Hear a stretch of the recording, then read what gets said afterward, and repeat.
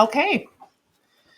First of all, welcome to our library. As you can see, it is tiny, but it is organized a little bit differently than other libraries. You might remember going to school and having the Dewey Decimal System with how it all works. We do ours a little bit differently, and we have them in genres. So as you look around, you'll see the different colors with depending on the different areas. We have a very large fiction area and less of a nonfiction, and that's just because a lot of that stuff is online. It used to be where you would go and you'd say, I'm doing a project on castles, so I need all the books on castles.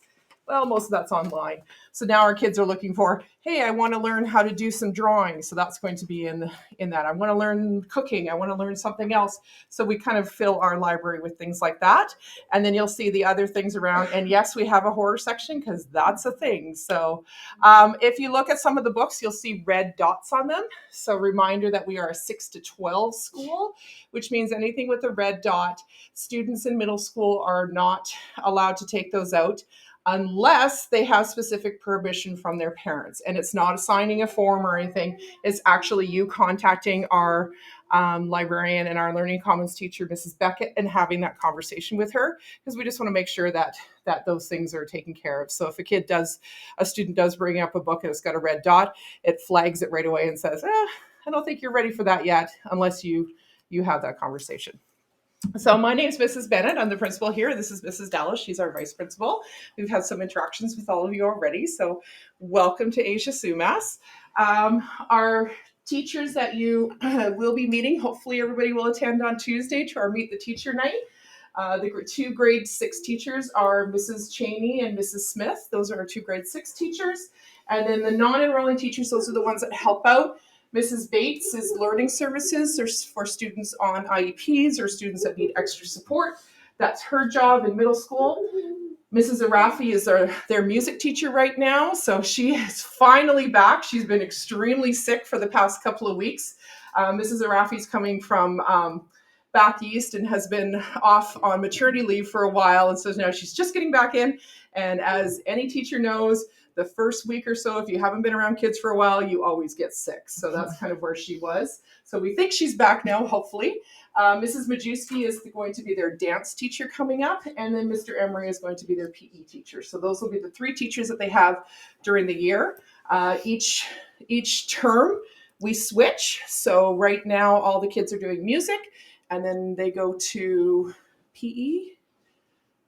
I'd have to look and at the dance. schedule. I think it's PE and then dance. So one or the other, or dance or then PE. So that's kind of how that works. No, it's dance and then PE. It's definitely grade 6s or dance. So if you are trying to get a hold of the teachers, we have all of their emails on our website, but you can also see that it's always first name dot last name at abbeyschools.ca.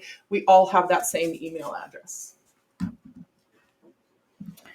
Other staff we have here, our administrative assistant in the office, Ms. Agunya, is the one, if you call the school, you're most likely going to reach. She will assist you with all of your questions, and if you're logging in absence, which we'll talk about a little bit later. Jennifer Cohut is our counselor, so she works with all levels, grade 6 to 12. Students do need to have the classroom teacher call down to see if she's available first, because she is a very busy lady. So, and she wears multiple hats because she works with our grads and organizes all the course planning with that as well. So if you do need to see the counselor, your child needs to see the counselor, it does need to be arranged ahead of time. Our youth care worker is Gail Stark, and so she also operates the reset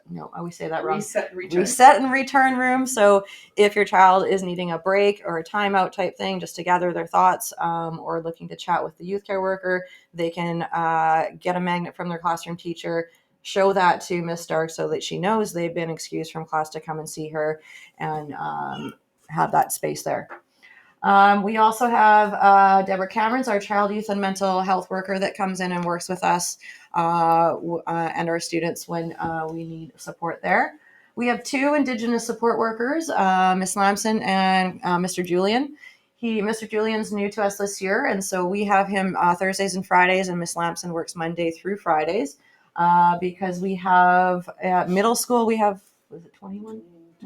21% Indigenous students, and in the secondary, I think it's 26%. So we have a pretty high percentage of Indigenous students here. And well, you've already met us, so.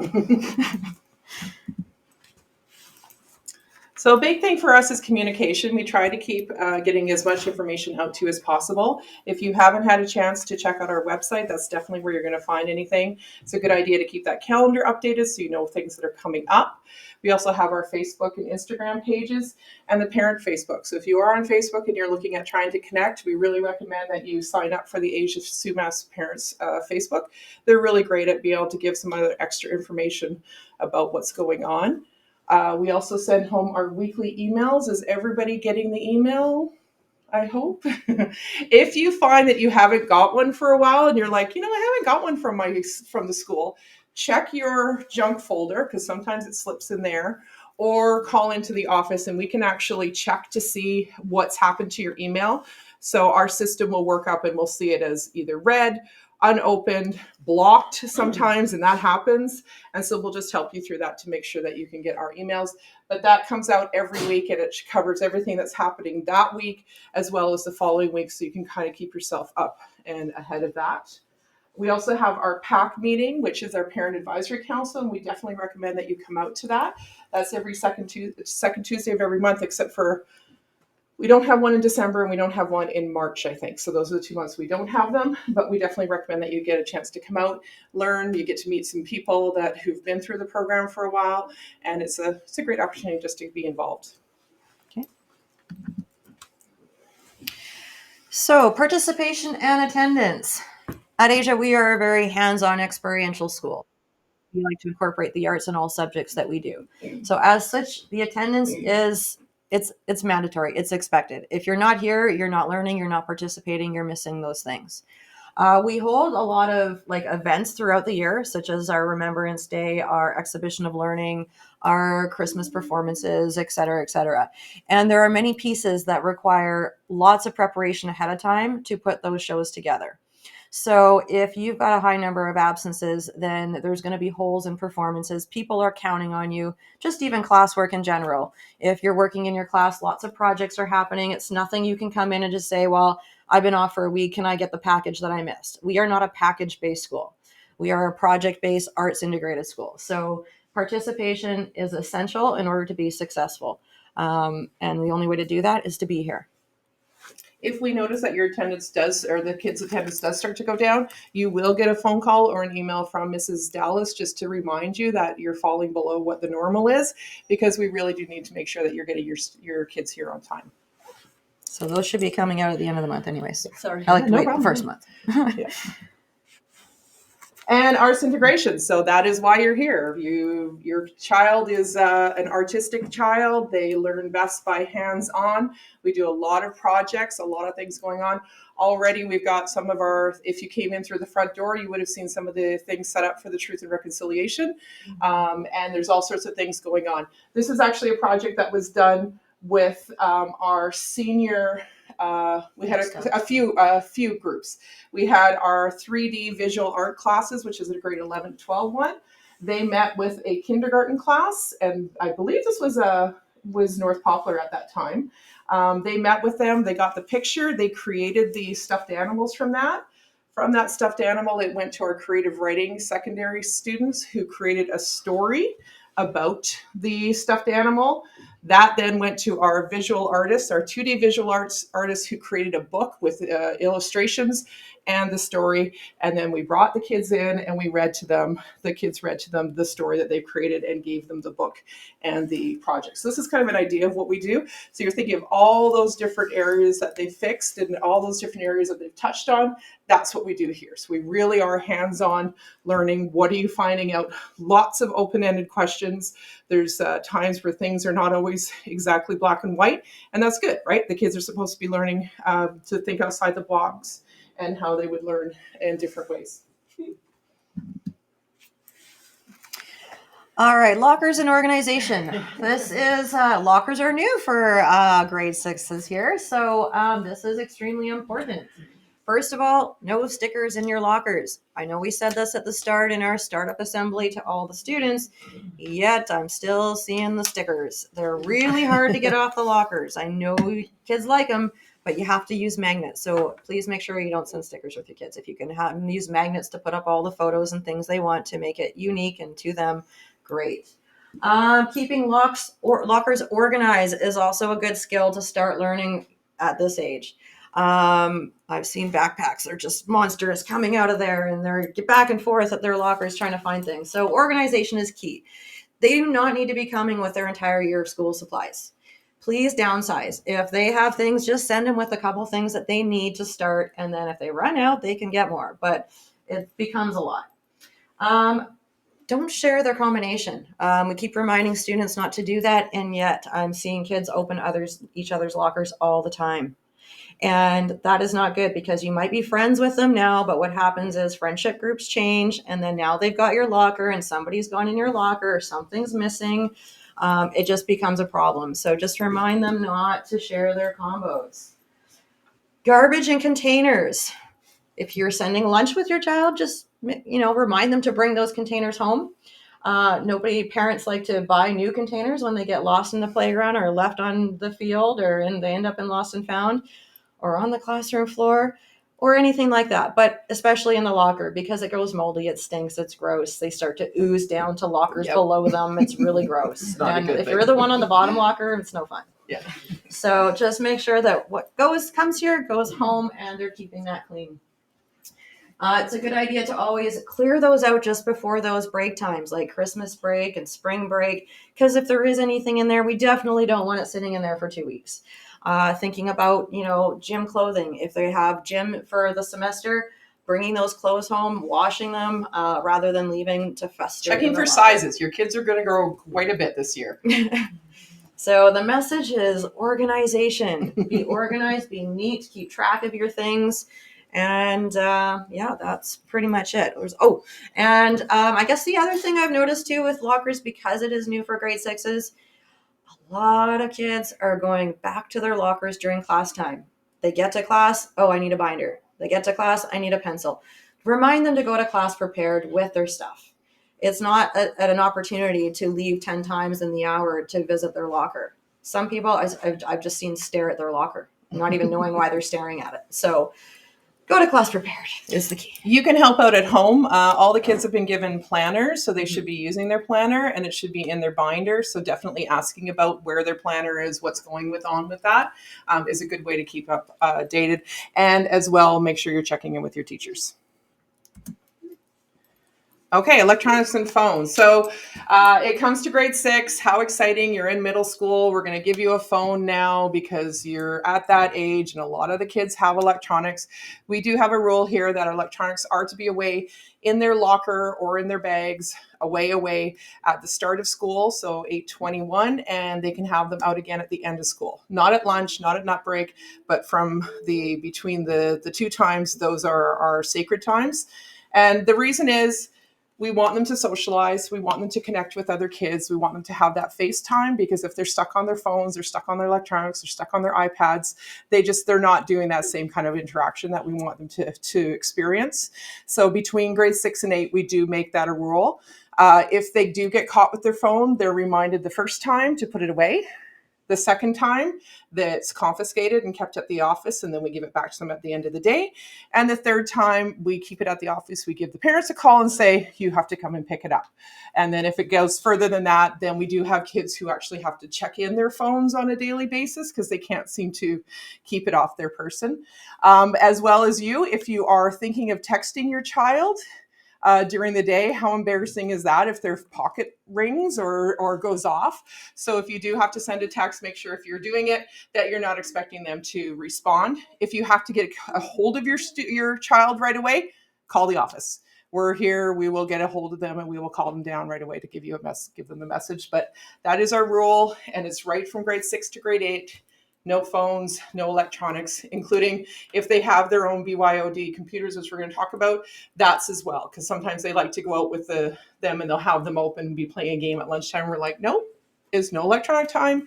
You need to be socializing with your friends. Speaking of BYOD, so the forms should have gone home with classroom teachers. Anybody can sign up for the BYOD. it will not register cell phones. So cell phones will not get access to the internet. So iPads or like tablets, any kind of laptop will.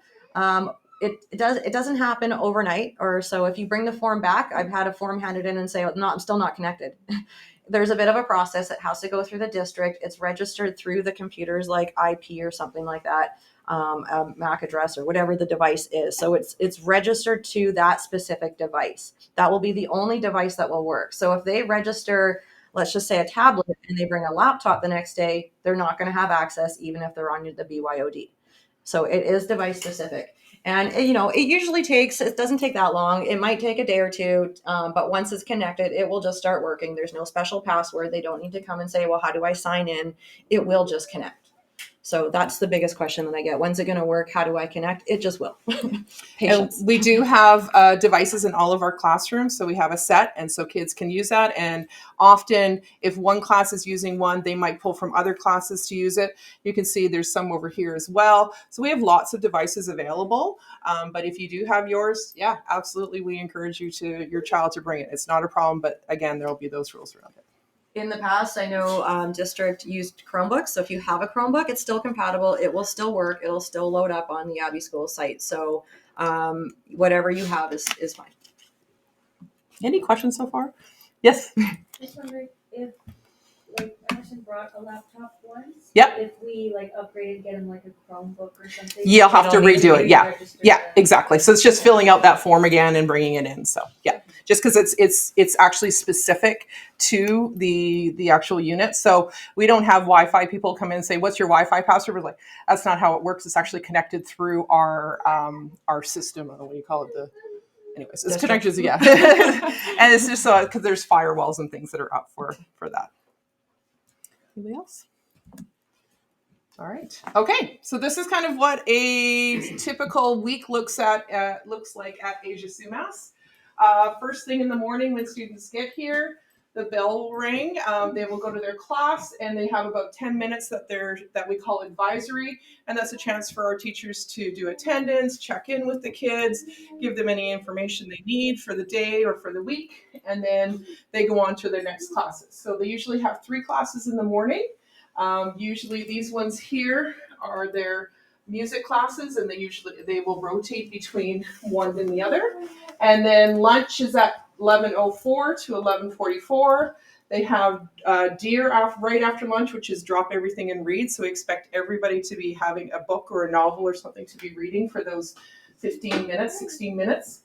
Then they have another class right after that, nut break, which is the kids, that's one thing they're like, there's no recess. Actually, that's our secondaries that do that. But yeah, it's a little bit different because we have nut break in the afternoon, not in the morning. And then after nut break, they have one more class. On Fridays, you can see our flex day. And we're going to talk a little bit about what middle school flex looks like here. It's a really neat thing that we started up again last year, and the kids absolutely love it. We love it too. One other thing is lunch at 11:20. We come on the announcements and we make everybody go outside for 20 minutes of fresh air. The lunch warning bell goes off at 11:40, so that gives them 4 minutes to come in, get to their class, go to their lockers, go to the bathroom or whatnot. But we do ask that students go out for 20 minutes so that they have a chance to interact with each other, get outside and get some fresh air. Now, if it's raining or it's super cold and snowy or whatever, we're not cruel. We won't send them out. But if it's a nice day, we will. Flex Fridays. Flex Fridays. So we started this about a year ago, and we've had a ton of success with it. So we've been carrying it on. And basically what that looks like is our teachers have passions, as do children. So we wanted to tap into the passions of our teacher to, have that joy of teaching and learning amongst students and staff. And so we have teachers that offer things like 3D printing, learning to crochet, cooking, gardening, dance, music, drama. The list goes on. We even have Dungeons and Dragons this year, which was actually the most voted for by students that wanted to be in that one. So not everybody got their first choice, unfortunately, but we do rotate it every term. So if students don't get their first choice, they will definitely be up to getting their first choice the following round. And so we start our Fridays with the first hour with students rotating into their flex group. And yeah, that's kind of pretty much it. Yeah, But it's a really great good way time. to It's connect a slow with. start, and yeah. you get to connect with all different grade levels for both students and teachers, because it might be a teacher that you don't actually see for anything at all. By you doing that. And then with being that we're a middle school, high school, at that same time, our high school is, they start later. So they start at 9:22 that morning. But we have so many of our high school kids that come in to volunteer, which is fantastic as well. They're in there helping them crochet. They're helping them dance. This year, we've even had a couple of our alumni who graduated last year come back to help us during our Flex Friday because they just love it. And it's the vibe on Friday morning is the most awesome thing ever. You walk around, everybody's engaged, everybody's having a fantastic time. Last year, the Crochet Club created this one long single crochet that wrapped around the stairwells and the school all the way up to the second level, all the way down 3 times. So that's what they were doing, is working on that. But they learn different projects. And so it's just a really neat opportunity for kids to kind of have fun. So that's what we do on Friday. So if they're telling you we got to get to school on Friday, that's the reason why. So some of the bells, this is just kind of an idea of what goes on. The first bell goes at 8:16. That's their 5 minutes. So 5 minutes is long enough to get to their lockers and get the stuff put away and get themselves to class. So we're often out there at about 8:21, let's go, get to class. We start the bell or start another bell at 8:21, then lunch at 11:04. And we talked about clearing the schools at 11:20. We just announced, hey, it's time to put your stuff away, head outside, and get some fresh air. And then if the kids will either there's some of them try to get back in, and we're like, no, outside. It's only a few minutes. And then they're out there for about 15, 20 minutes. Another morning bell goes off at 11:39, which again gives another 5 minutes to come in, put their stuff away, and get to class. And then we do our nut warning at 1:09, because classes will then start at 1:12 right after that. And the end of day stops at 2:09. So the other popular thing we have here at Asia Swim House is our cafeteria. And I'm sure your kids have probably come home to talk a little bit about that. Every day we're so lucky to have Chef Cheryl. She is an amazing cook and she loves our school. Both of her kids came through the school, and she is completely and totally dedicated. She has a menu that goes on, and it really is focused on just what you see there. So Monday, it's going to be some sort of pasta. Tuesday, it's going to be a Mexican dish, either burritos, tacos, taco salads, something along that way. Wednesdays is soup and sandwiches. So yesterday we had grilled cheese sandwiches and soup. Thursdays, we have either chicken burgers or I think there was hot dogs. She's going to rotate that one a little bit more and have some opportunity. And then Friday is always pizza. It is cash only, but they can get a complete meal for $4. So that usually includes whatever it is. Doesn't include a drink, but whatever they have is only $4. So if your kids would like to do that, they can absolutely bring money in with them. We also sometimes they have cookies. Sometimes she has yogurts or drinks or other things, but she tries to keep it as healthy as possible. But there's always usually something little that they can have. The only thing we do ask is that they please bring money and not bags of change.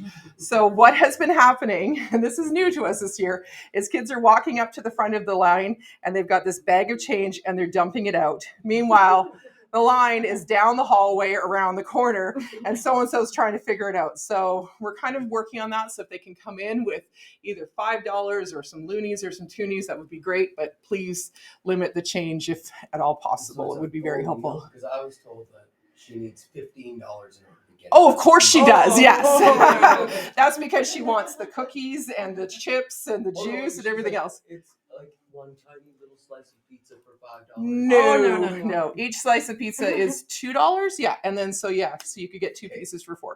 I had I had one of them tell me that they had a sibling at another school, Yeah. and it was $14 a meal. That's so what they I've were heard like too. This. So Yeah. maybe they're going off of that price to try to pocket some money. I don't know, but Maybe. it's $4. And we will get the ones who bring like all their friends, and we're like, we're gonna get 12 cookies, and it's like, oh, are you now? Okay. The other thing I would just mention is know what you want before you get to the line. That is another one that's holding up. We're the going to be line, talking so- to the kids about that. But yeah, they get there and they just take too long to decide. So, but it's a great opportunity for the kids to get a nice hot meal for the day, and like I said, it's fantastic. Today for our Terry Fox run, She made cookies for everybody, so everybody got a cookie and a bottle of water, and the kids are like, "These are so good," and so she likes to do that. Chris always encourage you at Halloween. Oh my gosh, she goes over the top with like Halloween stuff and Christmas things, so definitely worth it. Wednesday mornings, we always have breakfast clubs, so your kids can come in and get pancakes and sausages or bacon and a drink, and that's available as well. Mrs. Stark, our youth care worker, runs that with some of our grade 8 leadership kids, so it's kind of a neat opportunity for them to And come that and one's get at that no too. cost. And that's no cost. Yeah, that's no just cost. available. That's totally free. Pardon me? What time is that at? Before school. So usually, yeah, right at 8 o'clock. Usually she's got it going right at 8 o'clock, and it's there. In the The cafeteria? kids on the school bus are probably Yeah. too late. No, they're okay. Usually they're good. Yesterday they weren't because bus 88 broke down, so they were a little bit behind. But usually they can get in there and get lined up and get it. So it's pretty good on rotation of that. So that's always a neat thing to look forward to on Wednesdays. Okay, so as you have driven around our place, it can be a little bit chaotic, although not as chaotic as some of those elementary schools. I know because I used to work at them, so I completely understand. But we do have a one-way route. So you're coming in off of, you want to be Vanna White for me? Driving down the road, I want to turn down this way and into the school. Yeah. Now, there's the roundabout. You're only using the roundabout if you're dropping your kid off after the bell's already gone and they're late. But if they're going to be on time, please don't come and use the roundabout. We do put cones out every now and then as reminders if it starts to become an issue. You should be going straight left down to the very bottom. Please don't stop on the hill because that can be a safety hazard. The buses cannot stop very well trying to come down that steep hill. And if it's wintertime, there's been sliding and all kinds of stuff. So please drop your kids at the bottom. It's not that far. They can walk up this way. They're okay. They can make it. Yeah. And then, and that's the other thing is that hill is very dangerous. I know the kids like to run out and say, "Oh, Mom, I'm right here." And you kind of pull over to the side. It's super dangerous if people are trying to pass you because your kids, maybe not yet, but my teenagers, they get their earbuds in and they zone out. So they will walk in front of cars. So just be very, very conscious that the kids are supposed to be keeping an eye on things. They don't necessarily do. So we really encourage that everybody does that one. And the buses, we have seen some very close calls where people have stopped and the bus comes around and you can just hear the brakes are just going and you're like, "Oh, please no. Oh, please no." So yeah, so make sure you are going all the way down. Cars parked here and there's a lineup of cars trying to come in and then they can't get around. And I've seen cars try to get around them and there's kids crossing. It's just not safe. It's totally not safe. So the other not safe thing I want to point out is this is a bus lane only. Lots of cars seem to be going through here. And I've been having the bus drivers tell me that it's really hard for them when the cars are coming up beside them and kids are trying to get off and on the bus. That's for them only, not for the cars. You can go around this way. It's just as easy. Yeah. Okay. And you can also drop off at the top if you want to, or drop off at the bottom. And then in the afternoon, the middle part, you can always park there to wait for your kids there as well.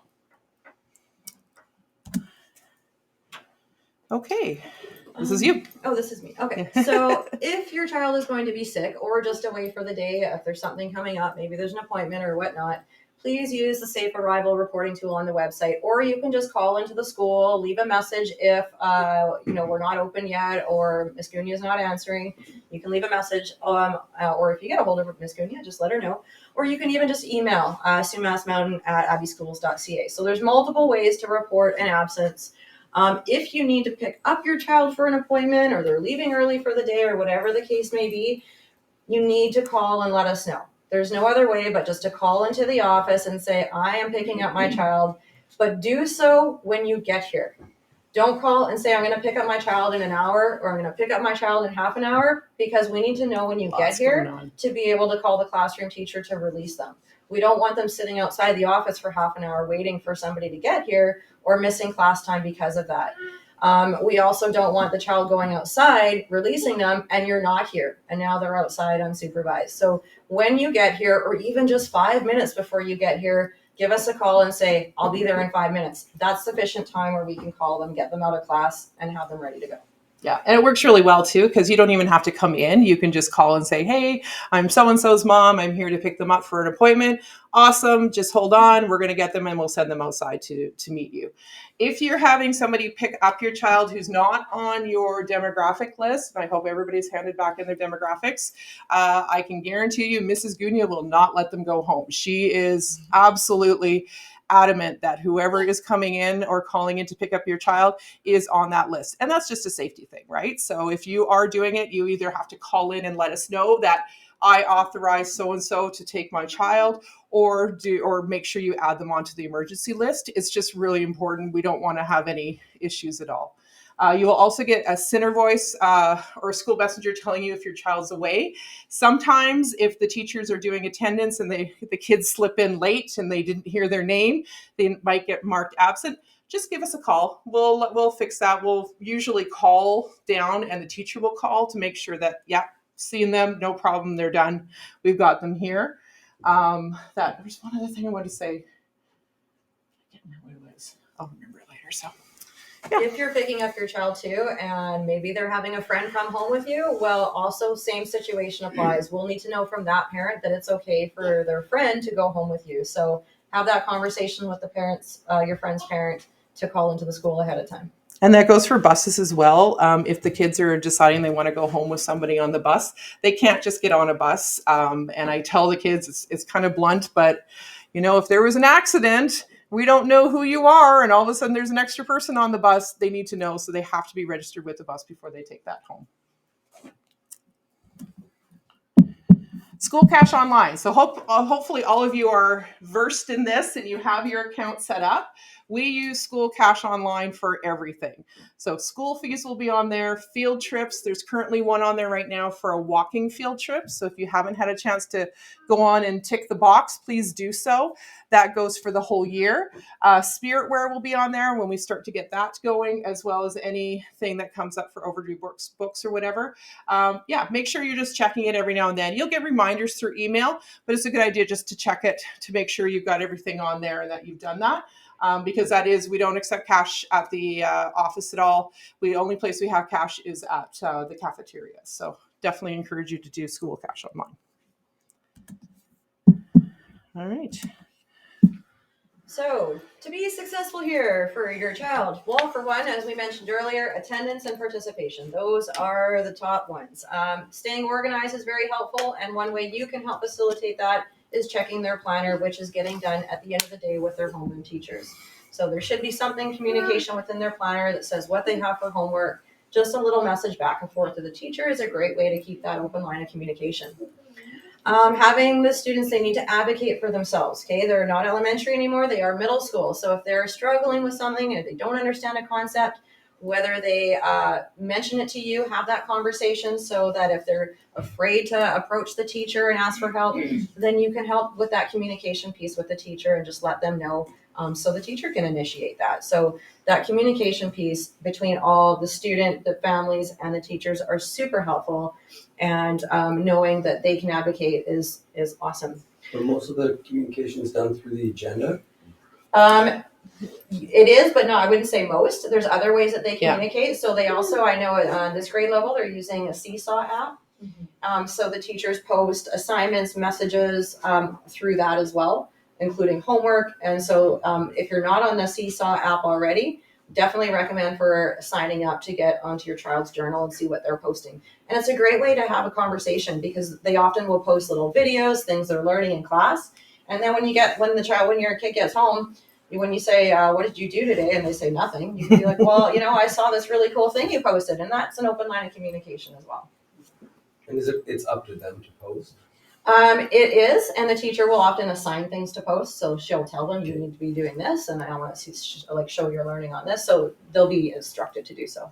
But the teacher will also be posting. I think they're just getting into that now, right? Yeah, they're just probably, working that. Yeah. So that's going to be helpful to stay on top of homework. Extra reading time, math practice.